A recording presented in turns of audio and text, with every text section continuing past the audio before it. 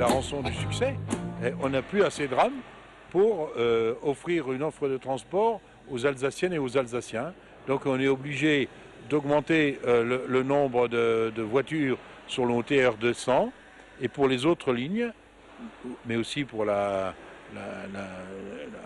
dorsale, hein, on est obligé d'acheter du matériel et on achète du matériel chaque année et de plus en plus. D'ailleurs, on se demande où ça finira parce que les gens viennent de plus en plus sur les trains en disant on a augmenté le nombre de trains, le nombre de voyageurs sur les trains, vous imaginez, et le nombre et le chiffre d'affaires.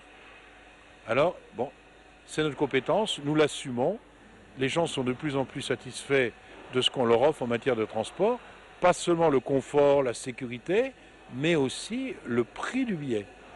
Donc, quand ils comparent ce qu'ils doivent payer pour prendre un train et ce qu'ils payent quand ils prennent leur voiture, comme on dit vulgairement, il n'y a pas photo.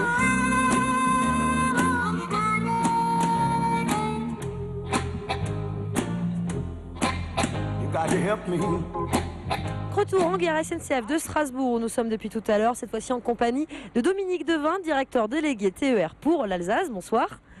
Alors on vient d'entendre Hubert Haenel nous faire part des besoins de la région en termes d'offres TER élargies. Quel est votre rôle vous là-dedans ? Notre rôle, sur la base des orientations définies par la région, c'est de définir les besoins propres au développement du TER. Vous savez, le TER, c'est un succès de longue date déjà, depuis les débuts de la décentralisation, et le fameux rapport Haenel, et la région Alsace qui s'était portée candidate à l'expérimentation de cette décentralisation. Et depuis cette date, la région agit sur plusieurs leviers pour développer le TER. Elle développe l'offre. Aujourd'hui, il y a plus de 670 trains TER qui circulent tous les jours en Alsace. Elle agit sur la modernisation des gares, les possibilités de se garer, d'arriver facilement en gare. Et elle agit sur la modernisation et l'augmentation du parc de matériel.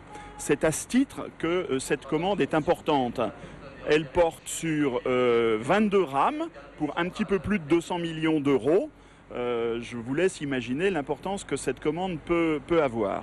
On va revenir quand même, si vous voulez bien, sur les régiolistes dont on parle depuis le début de cette émission. 22 rames, vous venez de le dire. Qu'est-ce que ça va changer profondément pour les voyageurs, les usagers de la SNCF ? Ça va surtout nous permettre de donner davantage de capacité de transport dans nos trains. Le TER est un petit peu victime de son succès. Depuis 2002, c'est presque 70% de croissance du trafic qui a été constaté. Et on n'ignore pas que certains trains sont bien pleins, bien remplis. Cette commande va permettre d'augmenter de près de 30% le nombre de places assises offertes sur le TER Alsace et donc de donner beaucoup plus de confort à nos clients du quotidien. Vous allez travailler aussi sur l'information aux voyageurs ? Alors ce matériel est moderne, il utilise les technologies modernes, non seulement en matière de récupération d'énergie au freinage par exemple, mais aussi en matière d'information voyageurs. On a déjà des systèmes d'information sonore ou d'information dynamique à bord. Là il y a des écrans d'information qui seront installés. Et puis la caractéristique première de ce matériel, c'est que pour la première fois en ferroviaire, on aura du matériel à plancher bas intégral. Le matériel qui est derrière nous a une partie de son volume qui est accessible en plancher bas, mais il y a quand même quelques marches, il y a quand même quelques pentes. Là, le plancher bas est intégral, gage d'une accessibilité renforcée pour tous nos clients, mobiles, moins mobiles, personnes âgées ou personnes à mobilité réduite. Dominique Devin, merci beaucoup d'avoir répondu à nos questions ce soir. Alors, bien sûr, maintenant, on va s'intéresser aux concepteurs et aux fabricants de ces nouvelles rames régiolistes. On va chez Alstom, à Reichshoffen. Alors, vous allez voir, chez eux, ça porte un autre nom. Mais on va vous expliquer techniquement qu'est-ce que ça représente, qu'est-ce qui va être fabriqué, combien de temps ça va prendre. Vous allez voir, pour Alstom, c'est un contrat très, très important.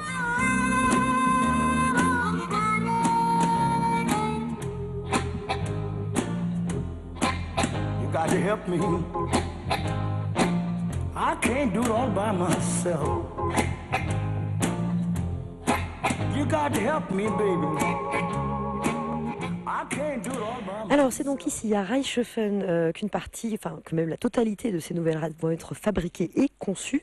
Alstom y emploie actuellement 758 personnes et nous sommes à présent avec Jean-Noël Duquesnoy. Bonsoir.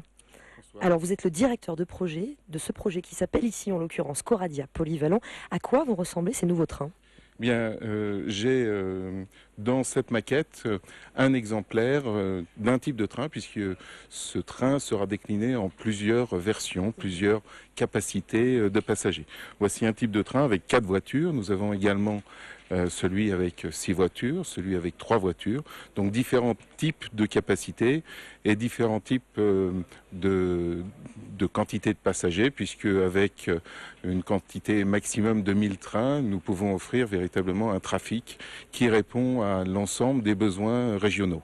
Alors quelles sont les spécificités de ce matériel et je pense notamment par rapport à ce qui existe aujourd'hui ? Que le plancher est un plancher bas, intégral, ce qui permet d'avoir une fluidité de trafic, sur une fluidité de mouvement sur l'ensemble du train. C'est-à-dire que ce train étant articulé, nous pouvons, en tant que passagers, nous déplacer sur l'ensemble du train, et ceci sans aucune marche qui peut se rencontrer à l'intérieur du train. Un peu plus d'espace actuellement ? Beaucoup plus d'espace au niveau des plateformes, plus d'espace au niveau des sièges, et surtout beaucoup plus de visibilité vers l'extérieur. Donc quelque chose de très ouvert qui donne véritablement envie de voyager. Ça c'est le point, un des points numéro 1 de ce nouveau train. Alors un des points importants aussi actuellement, bien sûr, on parle beaucoup d'économie d'énergie. Est-ce que c'est quelque chose auquel on a pensé dans la conception de ces nouveaux trains ? Voilà, alors ça a été véritablement un pilote pour la conception de ce train. Ce train est léger. Et donc, puisqu'il est léger, il consomme moins d'énergie. Et ça, c'est quelque chose de très important parce que ce train va vivre plusieurs dizaines d'années. Et donc, nous avons à la base, à la conception, prévu une structure, certes, qui respecte toutes les contraintes et toutes les sévérités imposées par le transport ferroviaire, mais aussi des nouvelles technologies qui nous permettent véritablement de fournir une structure légère et donc économe en énergie. Ça, c'est un des points les plus importants de ce nouveau train. Très concrètement, par rapport à tous les TER qu'on peut voir aujourd'hui, en termes d'économie, ça va représenter quoi ? Certainement 20% d'économie sur la facture énergétique. Combien vont être fabriqués précisément ici ? Nous avons remporté ce contrat qui est un contrat qui pourra aller jusqu'à 1000 trains.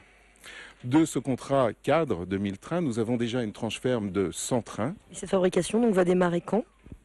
La fabrication va démarrer dès l'année prochaine puisque nous sommes en train de mettre en place les outillages de production, les outillages de validation, la structure du site pour recevoir les essais et puis bien évidemment aujourd'hui nous sommes dans une phase de conception qui va nous permettre de respecter les plannings et le planning c'est un train dans 20 mois qui sera disponible, maintenant 19 mois qui sera disponible ici à Reichshofen, qui sera visible et disponible pour les essais.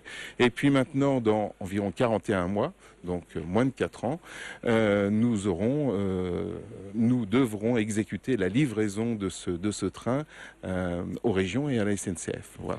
Allez, dernière question, qu'est-ce que ça représente pour une entreprise comme la vôtre, ce type de contrat ? C'est très important, j'imagine. Ça représente presque, sur l'ensemble d'Alstom, presque 1 millier d'emplois sur au moins 7 ans, et puis pour la tranche ferme, et puisqu'on parle d'un contrat de 1000 trains, et il s'agit bien d'un contrat de 1000 trains, ça représente un travail sur 15 ans, au minimum sur 15 ans.